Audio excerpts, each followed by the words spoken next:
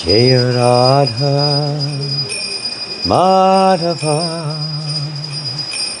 Kunja Bihari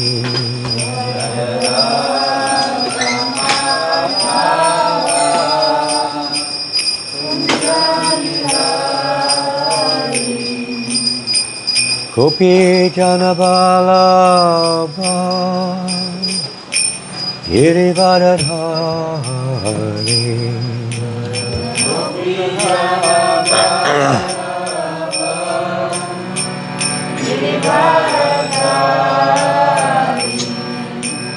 Gopi Janabalabha Girivardhari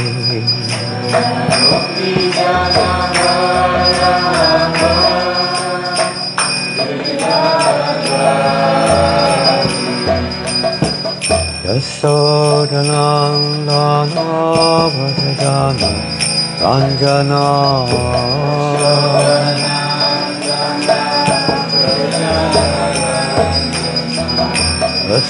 Yasodanandana Vrajana Ranjana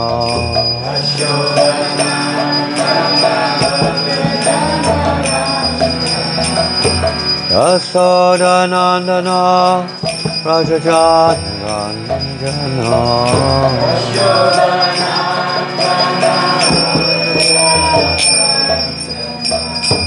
Yamuna Tira Vanachari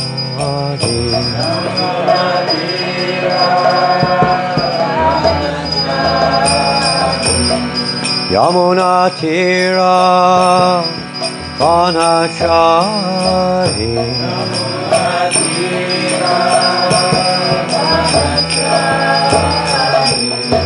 Jaya Radha Madhava Punjabi Hari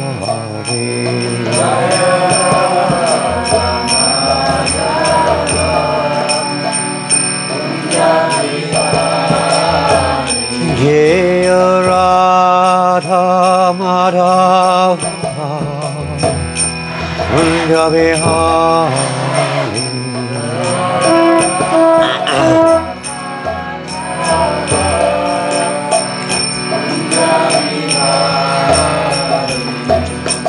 Gopi Janabalabha Girivardhari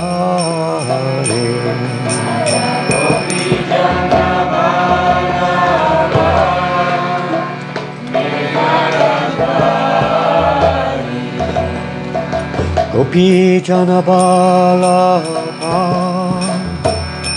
Girivardhari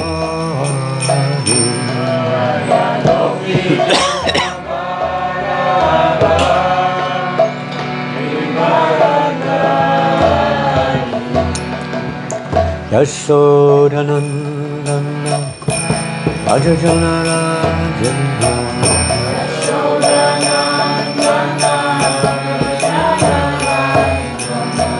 Yasodanandana Rajajana Ranjana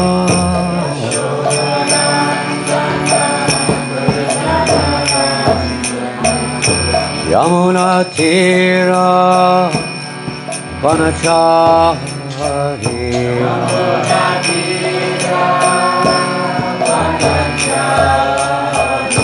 Yamuna Tira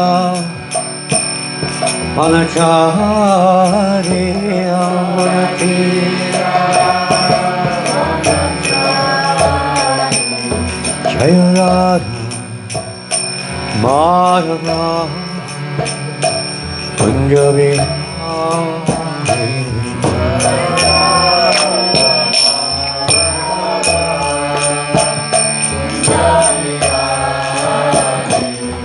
Jaya Radha Madhava Punjabi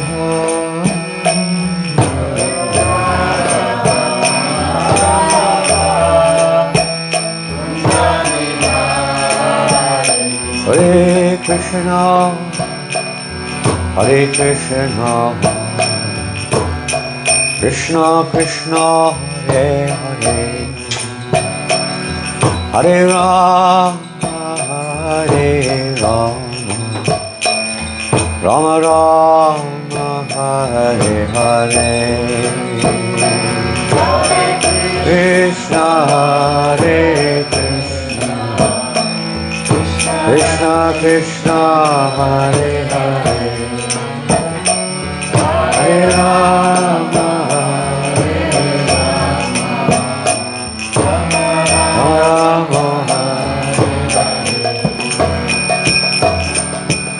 Hare Krishna, Hare Krishna,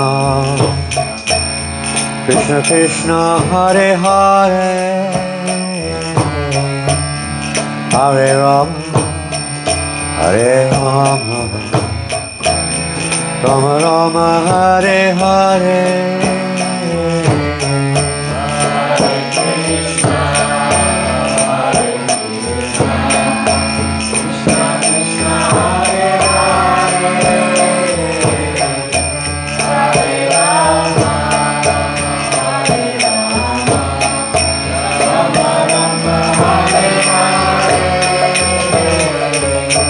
Hare Krishna, Hare Krishna, Krishna Krishna, Hare Hare,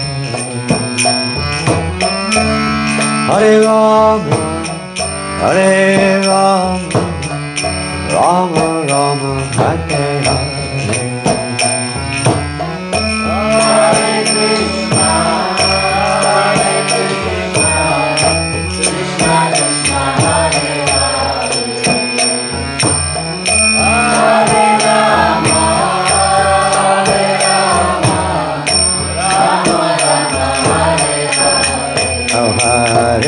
Krishna, Hare Krishna,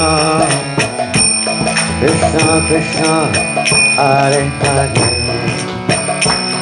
Hare Rama, Hare Rama, Rama Rama, Hare Hare.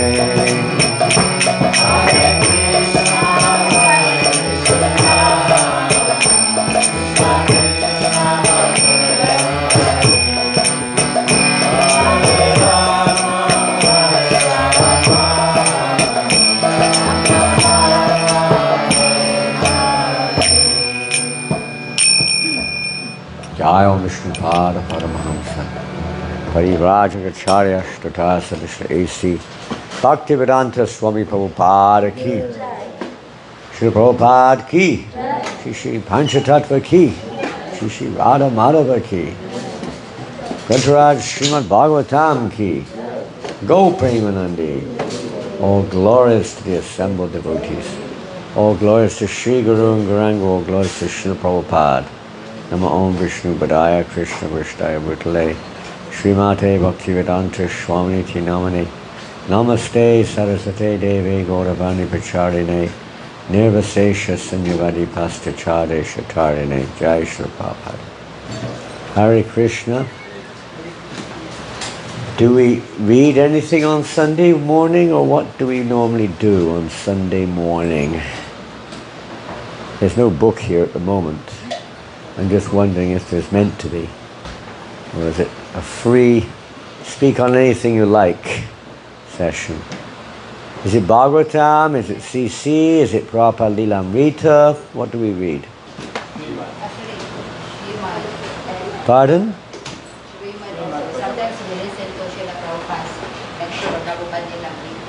Sometimes you listen to? Srila Prabhupada's lecture. Well, let's kill Danika Snow. Who is it we're going to kill today? Huh? That's Bhagavatam. Who are we going to kill today? We don't normally like to use that term, perhaps in general topics or general conversation. It's not a very nice term, but actually today we are, well, if Krishna allows us, we'll be reading from Srimad Bhagavatam, and we'll be killing somebody. Well, we won't, but Krishna will. Who will he be killing? We hope that also we'll be killing, in another sense, will be killing that same demon. So who's going to be killed today? Aghasura. Who is Aghasura? Snake. Snake. He's not an ordinary snake, is he? Giant. A giant. The brother of Putana and Bakasura. Yeah. He is also the brother. In one place it says elder, in one place it says younger, but whatever he is, he's the brother of Aputana, who Krishna's already killed, and Bakasura, another one, he's already got rid of him too. So now Aghasura is about to meet his end. I don't know if we have it on the screen or not.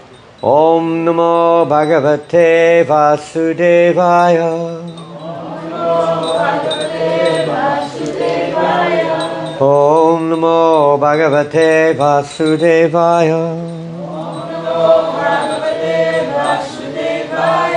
Om Namo Bhagavate Vasudevaya. Just a quick recap. The coward boys, upon seeing this incredibly large, well, at first they thought statue, incredibly large creature lying on the path, huge, many miles long, the boys, like young boys often do, they were very brave, you could say, but they were very adventurous. They were looking for some excitement as always, and this big demon had his mouth wide open like a huge cave. So they decided to enter into the cave, even though Krishna knew and didn't want them to enter in. Krishna knew this was a demon, but they did, to draw the let's say the deeper or the divine qualities of Krishna even more, to manifest his Karuna Shakti and his pleasure-giving potency. Normally the pleasure-giving potency is directed entirely towards satisfying Krishna's desires, but here Leela Shakti, she has Krishna's internal potency. She's arranging it so that it's the boy's desire that's going to be fulfilled, to show Krishna's deeper Karuna Shakti, his love for his devotees, depth of his love. And anyway, there's not a competition, but there's a interaction going on here between Krishna's different energies, his different Shaktis, to further enhance the loving exchanges.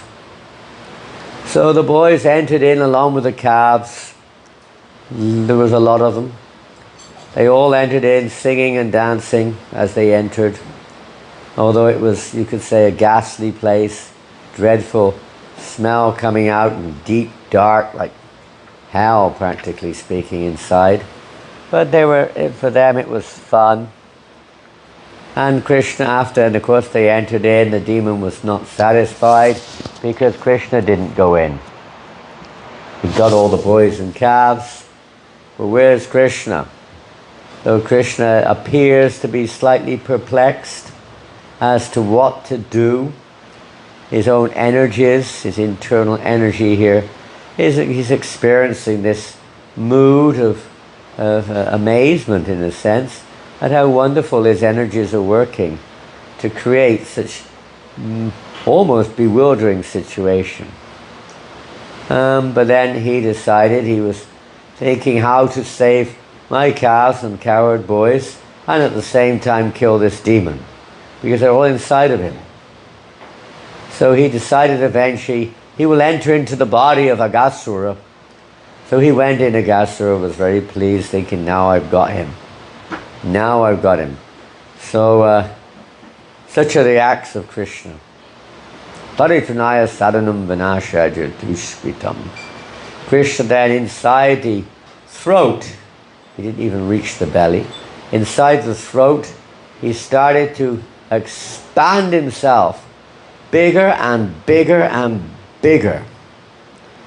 Then Krishna suffocated and killed the demon, and at the same time saved himself and his associates from imminent death, and also saved the demigods. They were greatly lamenting, seeing, especially when Krishna entered. Alas, alas, they cried from the skies. That's an English term. Oh no, what's happening? Krishna's entering the demon's mouth. It's all over. As if some demon can challenge Krishna. Sometimes Krishna likes a good fight. And it appears the demon sometimes is getting the better of Krishna. Well, Krishna enjoys that. He gives them this false security. He enhances or expands their pride, and they fight even more vehemently and enthusiastically, thinking that they're the greatest. But then Krishna gives them a good lesson. And as he does to us, sometimes we get carried away with pride. And then Krishna, kindly within our hearts, he's also within us, reveals himself exactly, but he cuts down our pride by various means. Denying us what we wanted, putting us into a situation of embarrassment, something or another. His desire out of love is to cut down our pride. Because as long as pride is, we say, pride before a fall. Pride is seeing oneself in the center, and consequently envy usually comes as a result. So we're all in the material world, we're all affected by these various coverings, these various enemies actually to the pure soul. Pride, madness, and envy, very detrimental to spiritual life. So we'll read on. We're on text 31. I don't know if it's on the board. Is it there? Yes? No? Tato tikayasya niruddha magino. All together.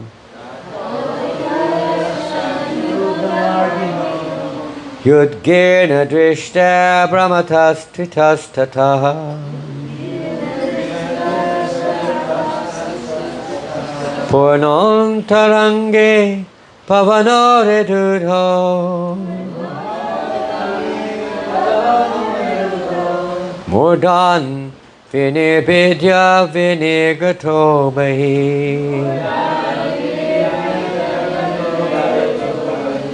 Tato tikayasya niruddha magino.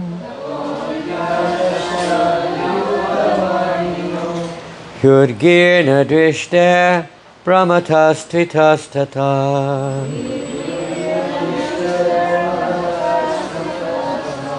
Purnon tarange pavano niruddho.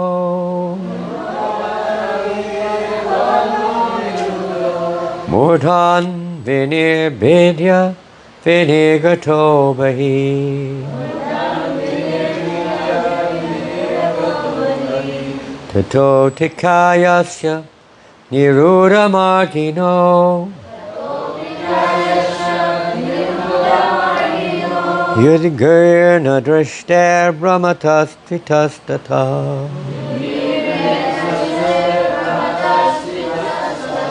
Purno tarange pavano niruddho.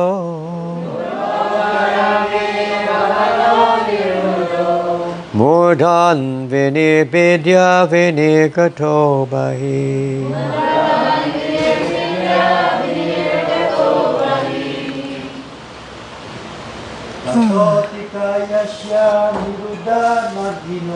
Tato viyatasya niruddha magino. Yudgirna drishta brahmatas tritas tata. Purnon tarange pavano niruddho. Mudan vinibidya vinigato bahi. Tato tikayasya nirudamargino. Yudgirna drishta brahmatastritastata. Purnantarange pavano niruddho.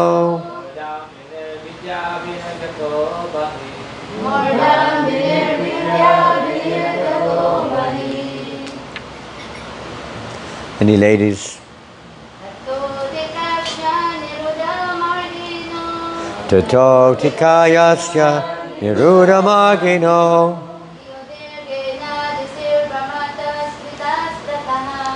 Yudgirna drishta brahmatastritastataha. Purnantarange pavano niruddho.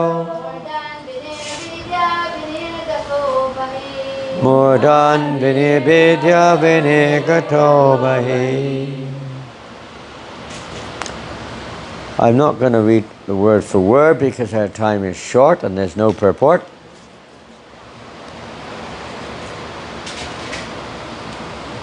There are many words here which you could say are interesting, but we'll read on.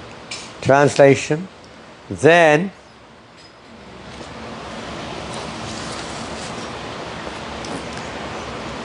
because Krishna had increased the size of his body, the demon extended his own body to a very large size.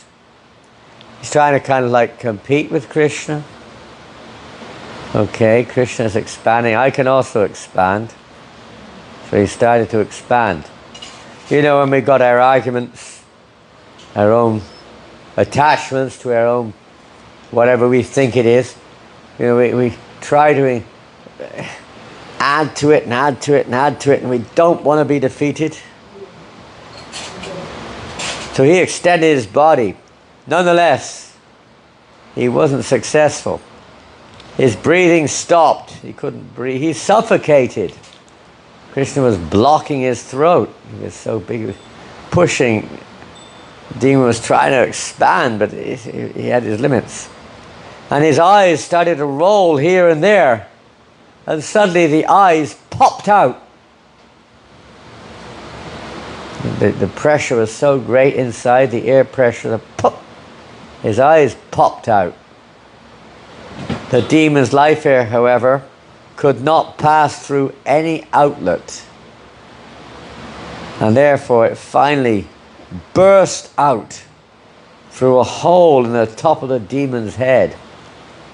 Pretty fortunate in one sense. Usually this is the what do they call it? Brahmarandra or something. Top of the head. Where yogis oftentimes leave their body, huh? When you're born, I think there's a soft spot in your head or something. Somewhere here. Maybe where the sheikh is. Whether it's there or not. But the life airs, which are carrying the soul, they're trying to get out of the body. The body is dead, dying or dead. And they're trying to escape. So they burst out wherever they can get out. Sometimes they go out through the anus. Sometimes they go out through, the mouth. Various places. In this case, they burst out of the hole at the top of the head. We move on. When all the demon's life air had passed away through that hole, can you take this cushion away, please? I'm pushing at an angle here. Take it away. When all the demon's life air had passed away through the hole in the top of his head, Krishna glanced over the dead calves and coward boys as they were all in his stomach, and he brought them all back to life. Then Mukunda, who could give one liberation, came out from the demon's mouth with his friends and the calves. They all marched back out again. And the next verse, and there's quite a purport here. Next verses are quite long with purports.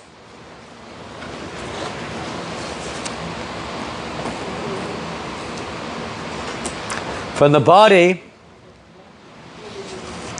of the gigantic python, sometimes it's described, he's like a boa constrictor. But here Prabhupada says python.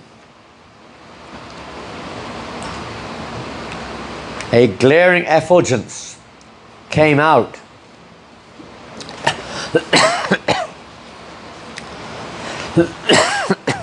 Illuminating all directions.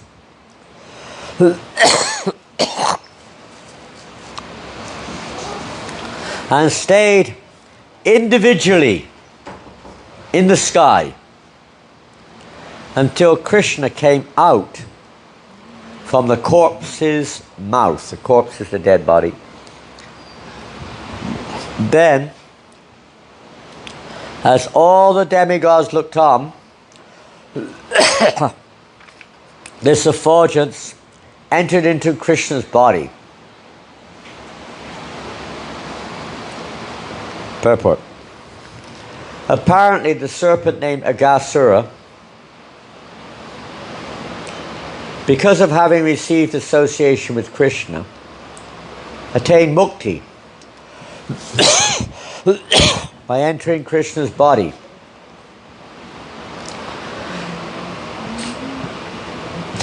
Mukti is one kind of liberation. It can mean generally liberation, or specifically it means merging. Sayugya Mukti, probably describes here. This is called Sayugya Mukti. Entering the body of Krishna, becoming one with Krishna. Devotee doesn't want to do that.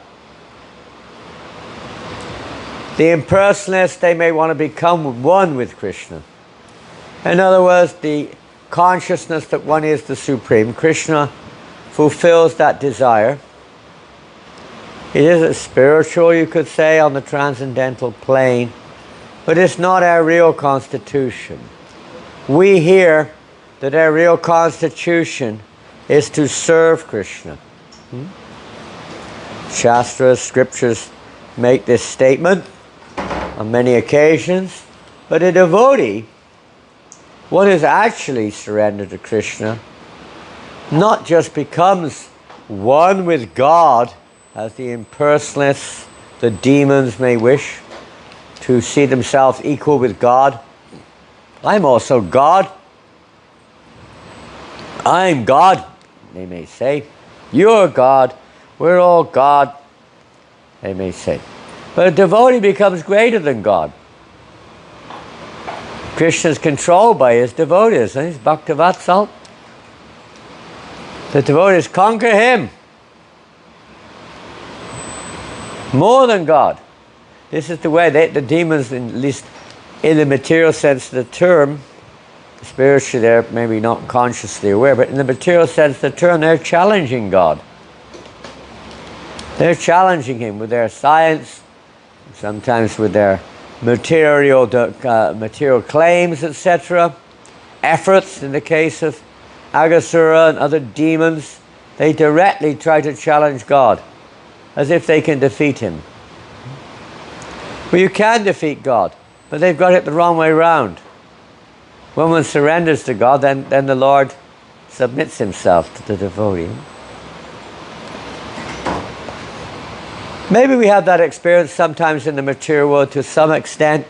You know, when somebody is, well, we see it, for instance, I'm going to say to a certain extent, it's only to give an idea, but when somebody is inimical, they've been giving us a hard time in our judgment, and then they realize it and they give up and they surrender to you, you feel like, you know, giving them protection, so to speak.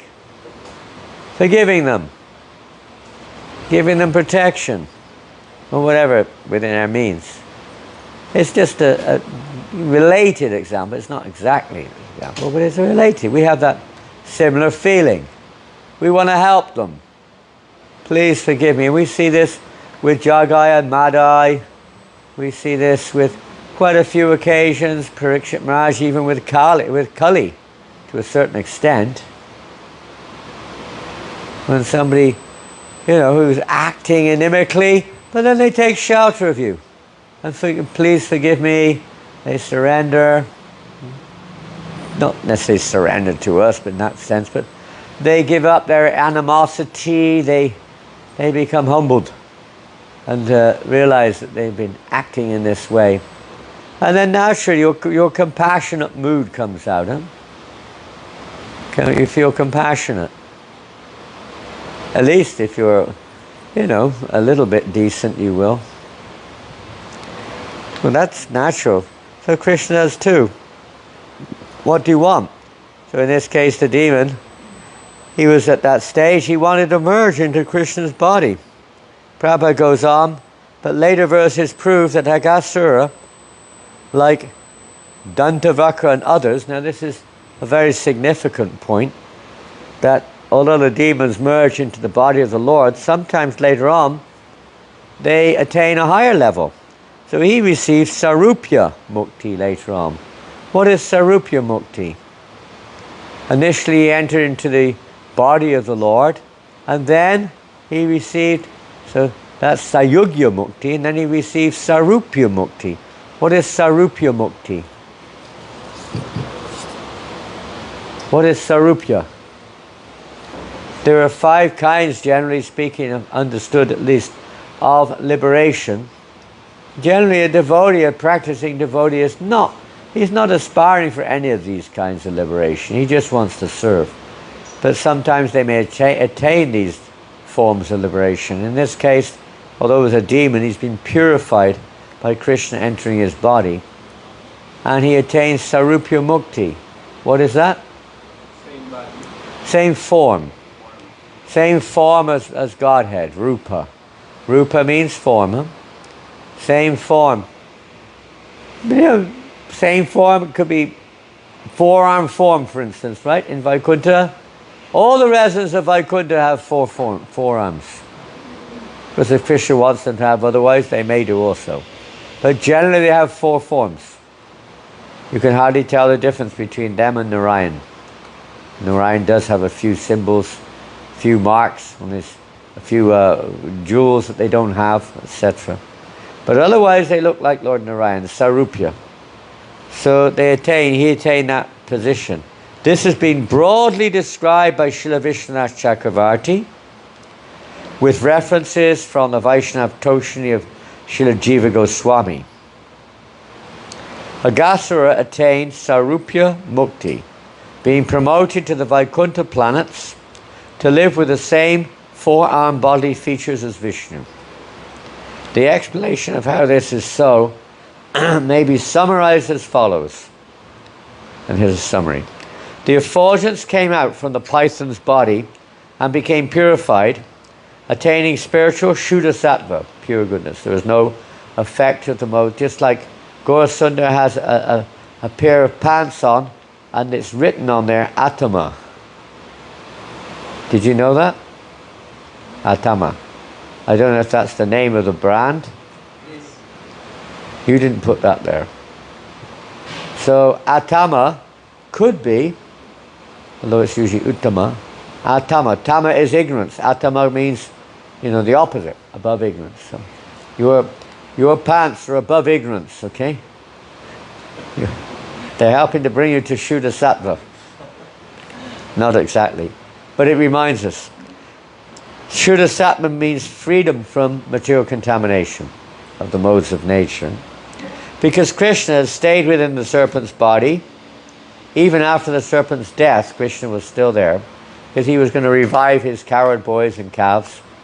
And then altogether, when the soul of Aghasura had left, then they all marched out of the body. One may doubt that such a demon, full of mischievous activities, could attain the liberation of Sarupya or Sayugya. Even Sayugya merging into the Brahman. How did he attain this?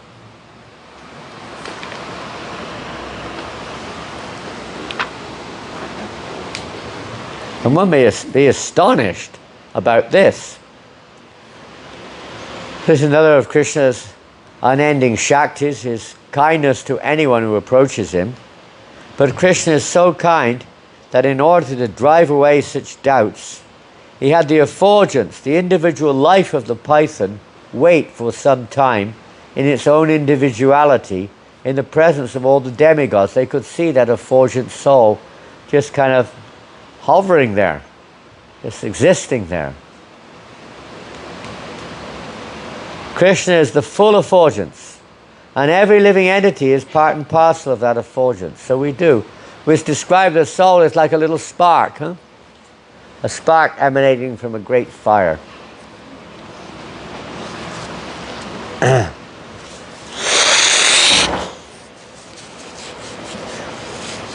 As long as the spark is in the fire, the spark has the qualities of the fire.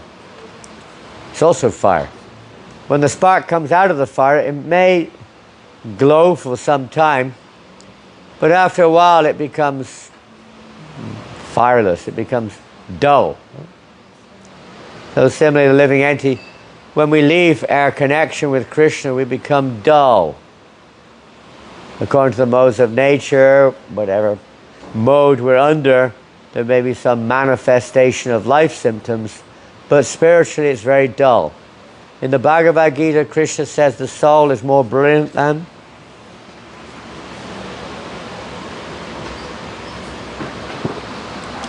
the sun, that's for sure. Was it hundreds or thousands of suns rising all at the same time? You can hardly imagine how bright the pure soul is. Right now, as we've been hearing, the soul is covered. It's not that Krishna's covered, the sun never gets covered. But we, being tiny, we get covered by the energies which are also created by the sun directly or indirectly, by the clouds, by the darkness at night, by mist and so on. We become covered. We can't see the sun properly. We may speculate or just deny its existence. At night we deny its existence. When there are clouds or fog, we may speculate about the source of the light. So the living entity, when it's separated from Krishna, when it's out of the sun, so to speak, Krishna Surya Samaya Andhakara, becomes like dull. But here, the soul of Aghasura has been freed of that covering, but at this point of time there's no manifestation of loving relationship with Krishna. Any relationship. It's just existing in its own, say, purified state as a Brahman, without conscious awareness of one's relationship with Krishna. It's just existing, and all the demigods could see that. They were astonished.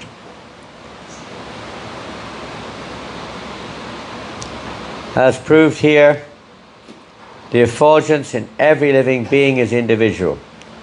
For some time the effulgence remained outside the demon's body individually and did not mix with the whole effulgence or the Brahmajyoti. At this point of time remained individual. The Brahmajyoti, this Sayugya Mukti, the living entity, does not have any conscious awareness, individuality. It's just simply existing. And as far as that's concerned, merged, the word merged is mentioned here, with the Brahmajyoti, or mixed with the whole effulgence, the Brahmajyoti. That's just, the individual soul still maintains its individuality, but doesn't recognize it, neither can anyone else recognize it, because everything is just blinding light. But within that fire, within that blinding light, the individual still exists. Just like in the ocean, a drop of water, tiny drop of water, may enter the ocean, and it may appear that that drop of water has lost its individuality. It's merged into the great ocean, you could say. But in reality, it still has its own individual existence. It's just unseen. So that the soul, even in Sayugya Mukti, does have, but it's not recognizing it. It doesn't even consciously desire to recognize individuality. So it appears to be in a state of eternal existence, with no conscious awareness of anything else besides itself existing.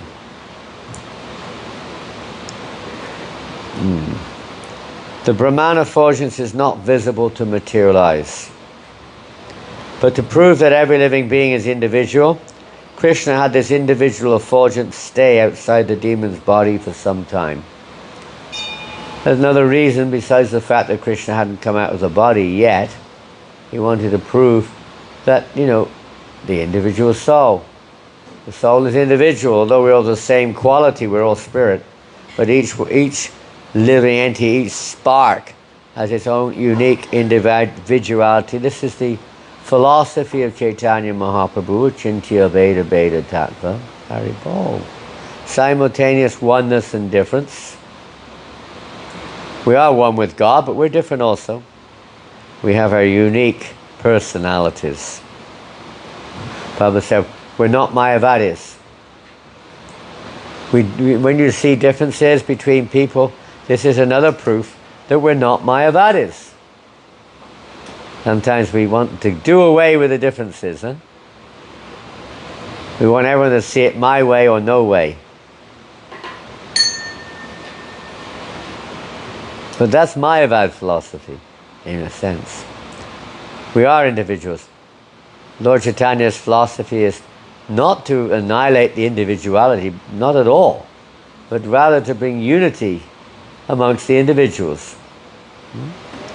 Just like we see some of you, I can't bend round far enough, but are there any flower vases on the altar? Are there any vases, flower vases on the altar or not? Yes or no? There are not. So maybe later for the feast. What time is the lunch program? Lecture is after the noon around. What time? That's around 1. The lecture is around 1, okay. Then the prasad or the feast will be around 2. Okay. So before that there's kirtan and like that, is it? Yeah. Okay. So I'm just asking for the sake of it. Let's take a meal, as you're going to have a feast, or at least some nice prasadam at lunchtime there. Huh? Who's cooking? It's Ekadashi prasadam. Good. Today is Ekadashi. So there'll be prasadam. There is variety there. It's all prasadam, but it's variety. If it's only one preparation every day in, day out, day in, day out, never a variety. It's prasadam, but it's not so attractive, is it really? Maybe if you're transcendental, you'll see it like that. But in general, no. We're having a feast today, and there's just one preparation. You may wonder, what type of feast is this? The Shringa? What do you think? Mum only cooks one preparation, morning, lunch, and evening. What will you say? Huh? What will you say if mother only cooks one preparation? Morning, lunchtime, and dinner time. That's all you're going to get. One only. No variety, no sweets, nothing fried. Yuck. Is that what you said? You said yuck? Something like that. Definitely you want some variety there. Huh? Or if you're a flower vase, sometimes devotees, I've seen them, they make flower vases. They have no artistic idea. They just take the flowers with these long stems, they're all the same color, bop, and they just stick them in. There's like 1 foot of stem, and all the flowers on a line at the top. It looks absolutely ridiculous, as well as not at all attractive. It shows we're not at all thinking of what will please Krishna. You stick him in the vase, bop. It's an art. Making vases is an art. You're making them for the pleasure and to attract others, but for the pleasure of Krishna. Krishna likes to see, naturally likes to see, everyone likes to see beautiful arrangements according to the mode they're in. Which is Shuddha Sattva. So we're trying to come to that platform of using Krishna's energy to make it look beautiful for Krishna's pleasure. So you design it, combination of colors, just like the garlands. You may have no choice sometimes, but usually you try to combine the colors so that they're compatible, pleasing and matching with the dress. You know, some colors are not so compatible with each other. And sometimes you see that the backdrop sometimes it stays there for days, but it's not compatible to the dresses. I haven't studied today, but one day it was very, very nice, and one day it wasn't compatible. You know, thinking of this, what is compatible, what is pleasing to Krishna? Learning the science of compatibility. The nectar devotion, most of the nectar of devotion is dedicated to this science of compatibility, both on the individual level and so many other factors, society, everything. Compatibility is required to get that unity. That's what it means, basically, unity, compatibility. Then, although there are differences, there's unity. They're not clashing with each other. They're not clashing. There's a whole science of understanding that we see with devotees, with people in general, with everything. Finding how to live in this world in a compatible way, with the differences being obvious.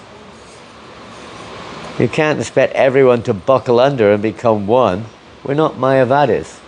We have to understand the science of how to relate to others who have very different conditioning. And sometimes it means a little distance until we're even at transcendental level, one may keep a distance if it's not compatible for the other person's benefit. But the liberation of those who are on the transcendental platform of love and affection is vimukti. Vimukti is special liberation. Prabhupada says special. Thus the serpent first entered the body of Krishna personally and mixed with the Brahman effulgence. This merging is called Sayugya Mukti. But from later verses we find that Aghasura attained Sarupya Mukti. Text 38 explains that Aghasura attained a body exactly like that of Vishnu. And the verse after that also clearly states that he attained a completely spiritual body like that of Narayan. Therefore, in 2 or 3 places, the Bhagavatam has confirmed that Aghasura attained Sarupya Mukti. One may then argue, how is it that he mixed with the Brahman? The answer is that as Jai and Vijay, after 3 births, again attained Sarupya Mukti and association with the Lord, Aghasura received a similar liberation. He just had to stay there for a little while. Prabhupada doesn't go into any detail there, whether that was a general situation of the demons, and we do hear the demons merged like the impersonalists into the Brahman, but we do hear that some of them, like Putana became a personal nurse of the Lord in Goloka.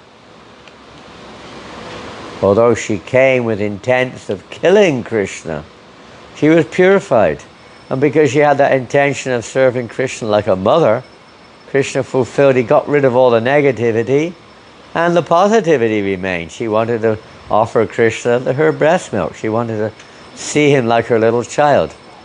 So, of course, she didn't become Mother Yasoda. No one, that is impersonalism also. To think, I can become Mother Yasoda. No. But we can have the same mood of motherly affection as Mother Yasoda. We become an assistant of Mother Yasoda.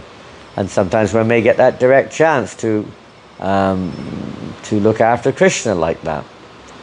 As a nurse, sometimes feeding Krishna like that. So sometimes these demons, they're not ordinary souls.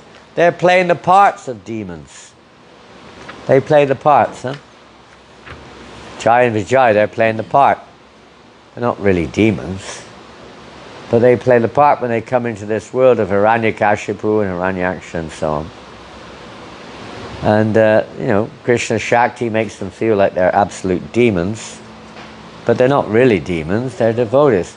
In one sense, all the jivas are like that, but we have this free will of choice, whether we want to exercise that or not.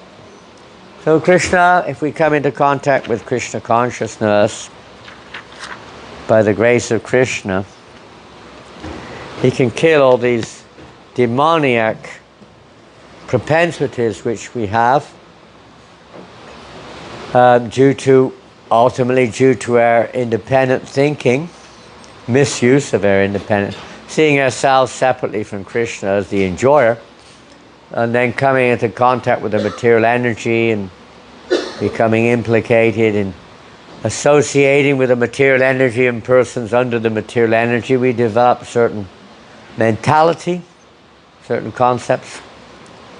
So Krishna places the soul in those situations both to fulfill their desires, or at least give them a chance to. Can't really fulfill their desires in this world, and to, of course, receive the fruits of one's work, karma, and also to a lesson. The material world primarily is meant to be a situation to teach us lessons. It's not just a place to fulfill naughty children's desires or to punish them or whatever. It's meant to teach us lessons. It's learning. We're meant to be on a learning curve, as they sometimes say. But because of bad association, we don't learn very well. You know, even we see the example of Jarasandha, another demon who tried to kill Krishna. He attacked Mathura 18 times with the intention of defeating Krishna. Each time he was humiliated. And he actually felt like giving up. But then he associated with his, others, ministers and other demoniac kings. They convinced him, no, it was just ill luck. We should do it again. Don't give up.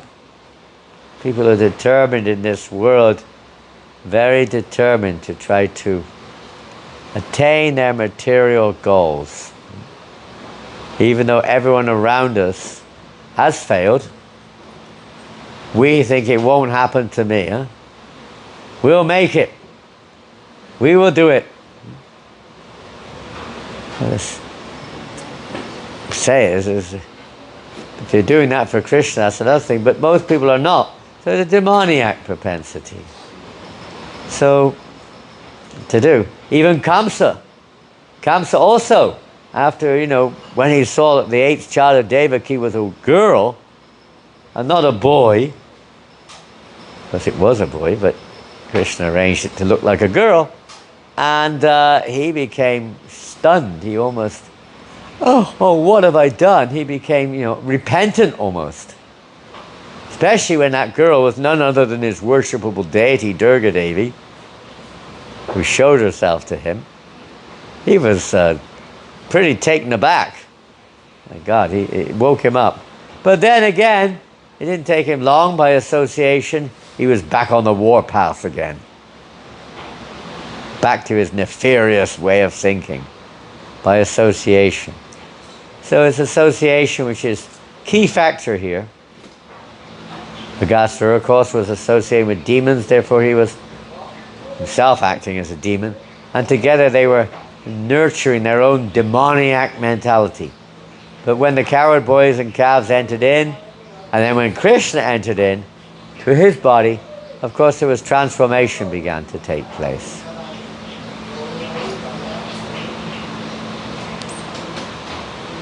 What's happening in the kitchen? Incompatibility?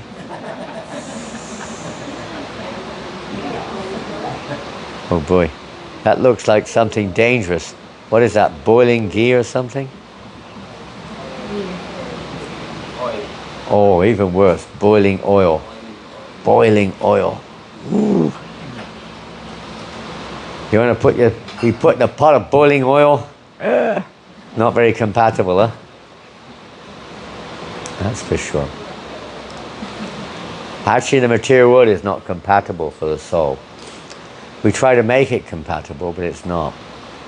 All the characteristics of this material world are almost opposite to the spiritual characteristics. It's temporary, so much suffering, so much ignorance in this world. Opposite to the spiritual world. We're trying to make the material world into a spiritual world. Huh? Building big buildings. And yesterday we were at the groundbreaking and we went past Taguig, whatever, market, all those tall buildings there, right? Super skyscrapers. Dainatai was looking, he was surprised to see so many opulent looking skyscrapers. It looks very modern, very advanced materially, huh? And then you come, as soon as you get out of it, you see all these scrap heaps, right? All these houses, like hardly a house, is just some kind of thing, box, people living there. Such a contradiction, huh? Such a contrast. So we try to make this world look like, like Ravana wanted to build a skyscraper to heaven, huh? And they'll build higher and higher and higher. Eventually, you'll be able to get onto the lift, and you'll get off on heaven. You'll reach heaven in the lift. You're getting one of these skyscrapers, and at the top you reach heaven. You get out in heaven, and you fall off the top and crash to the ground again. Where'd you go? Nowhere else to go. You have to go back down again. You can't stay there. Even if you do reach a heaven in this world, you can't stay there. You don't belong there. Brahma bhuvana loka punarvartin Arjuna. Krishna says to Arjuna, everywhere in this material world is a place of suffering. Can't avoid it. From the heavenly planets down, from Brahma down to the Indragopa, teeny, you can't even see, microbical living entity. Everyone is suffering, one way or another, to some degree. It's not compatible to the soul. We're eternal. So we're looking to try to make our environment satisfying or compatible to our nature, but it's not possible. Material energy doesn't allow that to happen.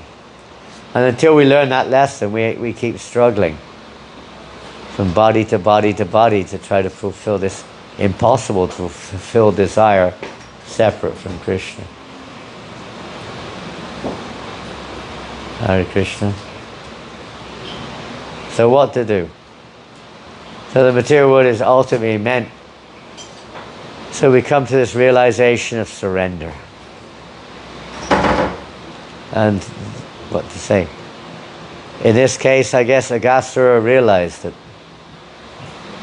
he had some surrendered feeling there in his heart, not just because he was killed by Krishna, he merged, but to attain a form similar to the Lord. Sarupya Mukti means there is some element there of devotion awoke within his consciousness. By whatever reason. Of course, his history, his constitutional position, that's another thing. But in our case, by association, this realization we may have some initial, obviously we have some initial reasons for approaching Krishna consciousness, but by proper association then the favorable attitude can be awoken. Favorable. Hare Krishna.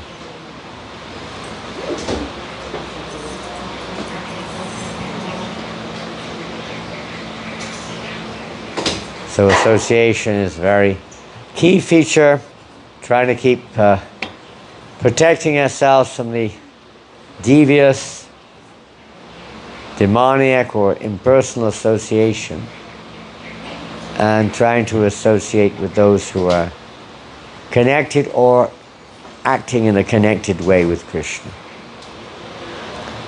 Hare Krishna, Hare Krishna, Krishna Krishna, Hare Hare, Hare Rama, Hare Rama, Rama Rama, Hare Hare. Any questions?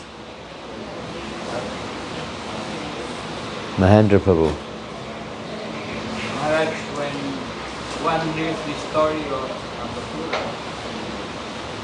one may conclude that there's no much difference between becoming a demon and becoming a devotee. Because one will, like a Basura, he attained the form of Lord Vishnu and went to the Vaikuntha Dham. Good point. So, well, that's a pretty good point. I think I really agree with that point. I think today I'll, become as demoniac as I can, huh? Maybe I'll attain the Lord's mercy and He'll sever a head or something from the body. One may not be so fortunate as that. We're, you could say, little demons. Most of these big demons that we hear about have got, either they're playing the role, or they've got incredible agyata sukriti, unknowing sukriti. They've had some good fortune. Many of them were cursed. They were previously actually devotees of some kind, maybe Sakama devotees, but some type of devotee. And they committed some offense and they got cursed. They realized they're repentant, they repented, and then they got blessed. They're not ordinary demons. They were, they had their curse usually from devotees. Narada Muni or someone cursed them to take birth as a snake, as a serpent, as whatever, some demoniac form. And then they felt repentant. Okay, you will be delivered when you're killed by Krishna. They're not ordinary little jivas who are just going through this world in complete ignorance and just not even conscious of Krishna. Usually that's the case. They got some special sukriti. Being cursed by a pure devotee of the Lord is greatly fortunate. Whether we see it like that or not, it always has a good effect. So, in one sense, that is happening. It didn't happen to Aghasura immediately either. He was a demon for quite some time. Sometimes they have to remain in demoniac forms for millions of years until that point comes. We only hear the point, the end point. We can read in the Puranas some of the other stages.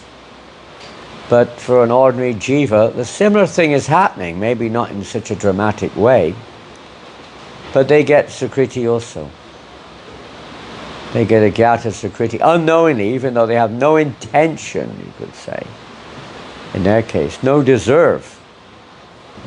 In the case of most of these demons, if not all, who were able to challenge Krishna directly. They didn't just challenge the concept, they challenged him personally, are not ordinary. We're just challenging the concept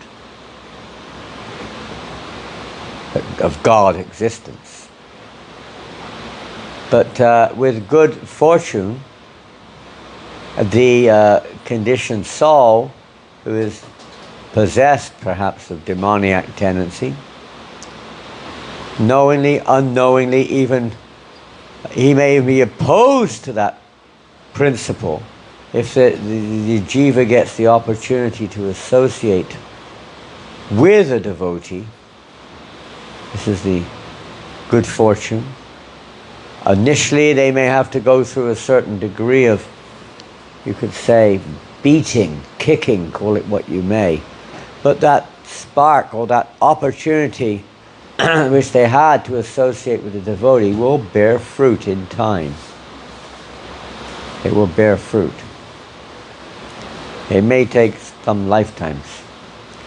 But by meeting or coming into contact with pure devotional service, one gets a Gyata Sukriti, and that is the start of good fortune. Just being a demon doesn't assure anything. One has to get a Gyata Sukriti.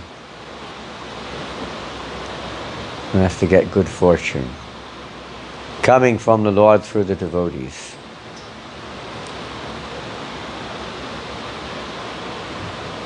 Of course, if a devotee becomes demoniac, for whatever reason, apparent what we call demoniac, covered by demoniac tendencies, then what is his situation? Yes, you will still get Krishna's mercy, but it will come in different ways. Krishna will reciprocate.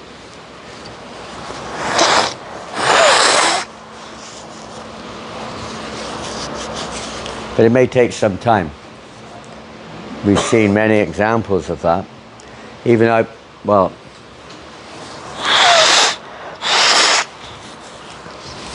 hope you've written a Vyasa Puja homage for your temple here. Have you finished your offering? Yesterday was the deadline.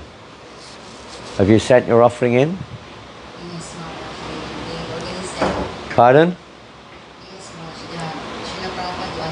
Someone's speaking, but I can't hear what they're saying. Srila Prabhupada, the sending homage message. For the Vyasa Puja book, yes. Yes, and then that something like that. Yes, we already emailed yesterday. What is that?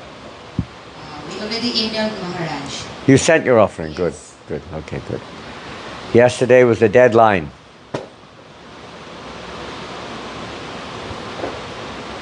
So I haven't sent mine yet. I'm dead. But one of the things that's I'm thinking of is the love which Srila Prabhupada has, even for those who become inimical. Krishna loves everyone. How he manifests his love may not appear the same with everybody. He loves the demons too. He loves everyone. But there's no room for demoniac mentality in the spiritual realm. So his love is to try to, reciprocate in a way as that we get free of that demoniac mentality. It comes in different ways. So one of Prabhupada's early disciples who left his body a month ago, actually, I won't mention their name, but they left the world a month ago. They were one of Prabhupada's first disciples. There are many pictures of Prabhupada walking with them. But they became so kind of, what do you say? Undevotional. Undevotional. I'm not going to use the word demoniac, that's too descriptive, but undevotional. Totally disinterested, you could say, in no respect for Prabhupada at all. One time Prabhupada came to the town where they were living, and they actually came to see Prabhupada. Prabhupada was having a massage from Sruti Kirti when they entered. They just walked in, uninvited, as if, hey. And they came and they said, Haribol, Swamiji. Just stood there. That was it. They just stood there. Haribol. At least they said Haribol. They said it in a very, kind of like disrespectful way. They stayed a while. Prabhupada said, what did I do to you? What did I do that hurt you so much that you chose to do what you're doing? He just looked at Prabhupada, shrugged his shoulders and walked out. And then Prabhupada said to Shruti Kirti, he's become such a rascal, but I still love him. Even though he become a rascal. It's like a child. Your child may become a rascal. But the mother and parents still love the child. You can't take it away. Krishna's like that. How you reciprocate, that depends. But from Krishna's point of view, reform can take a long, well, not from his point of view, you can do it in a second, but we don't want it. We don't want it at all. We're not quite ready, you could say. But the devotees, they're very, as Krishna says in the Bhagavad Gita, don't disturb them, even though their activities are inferior. But the devotee does take that risk of trying to give Krishna consciousness to even those who are antagonistic, those who are aggressive. We use our common sense, but the principle is there. The principle is one of giving, awakening, reconnecting the jivas with Krishna. That is their mood. Not that we think that we're any kind of qualified agents or anything. Just by the mere fact of passing on the message of pure devotion, the living entity gets agyata sukriti. They may not want it at all. Get out of here. Get out, they sometimes say. You nonsense, go away. But still, they get some agyata sukriti. They may have to have a few kicks for their attitude until they realize. I mean, there are literal stories of these things. I remember we had this one man in London. His name was Bob, I think. He worked in a bank. And on Sunday, he had a vegetable store in the market, Portobello Road. Market, Sunday market, selling fruits or something. And every week, this is 1971, every week the devotees would go to that market on Harinam, a huge market, hippie market. They'd go there on Sunday morning, chanting. And if this fellow saw the devotees, he would swear at them, throw rotten tomatoes at them. Get out, you rascals! Get out of here! You're worshipping the devil! He thought he was a Christian. The demons! Out, demons out! He would really go at the devotees, you know. One week his wife was there. She was a kind of soft lady, although she was a vowed Christian. She saw her husband suddenly go into a rage when the devotees came by. She said, "You can't, I don't care who they are. You can't do that. We're Christians. We don't do those things. They're demons. They need it. They've got to be driven out." He was like quite irate. Anyway, she eventually kind of calmed him down and convinced him, stop doing this. So he stopped doing it. Then she convinced him to, to apologize. He said, "Well, apologize to these people. They're nonsense. At least we have to do our part. What they do is another thing." She was a little bit more enlightened. So he did. Well, he didn't. He just went to the devotees and he said, "You'll see when you go." And they were so nice to him, even though they knew this is the guy who's swearing and cursing at us. They were so kind to him. And they received him just like, a family member. So she was like, "Well, what's my husband talking about? These people are nice people. They're not Christian maybe. I don't know what they are, but at least they're nice." "All right then, okay." He kind of surrendered and said, "I won't do it anymore." And after a while, the devotees continue, of course, to go to the market. They're chanting and dancing every week. And he's kind of like, controlling himself. And the devotees are coming. "Oh, nice to see you, Bob. Here, we bought some nice, nice samosas for you." And, a bit hesitant, but slowly, he softened up. They were bringing him gifts. His wife was sometimes there, and she was, "Thank you." And after some time, he became more and more softened. And after a while, he and his wife, the devotees, invited him to the Sunday feast, and he came. And he liked it. And after some months, he was a regular. After some time, he started chanting Hare Krishna. After about, well, I don't know how months in terms of that, but about a year or so after the initial incident, we were sitting together on Trafalgar Square, getting initiated by Prabhupada. He and his wife got initiated. Bhakti Pramod, his name was. He was elderly, he was about 50, 60 years old at the time. He left his body a long time ago, but it's amazing how that transformation can take place. It may start with very apparent demoniac behavior, but by the mercy of the Vaishnavas, anything can change. Obviously there was some spark from the past in his heart, from the past probably was there also, but for sure in this lifetime he was fortunate. His wife also helped him. She must have had a little bit more sukriti than him. And the devotees, naturally, when he became a little bit surrendered, they reciprocated. As they surrender unto me, I reward them accordingly. Agasura wanted to eat Krishna. Most people don't want to eat Krishna. It's not a very nice thing to do, but he was thinking of Krishna. He was thinking of Krishna. Agasura. Kamsa was thinking of Krishna.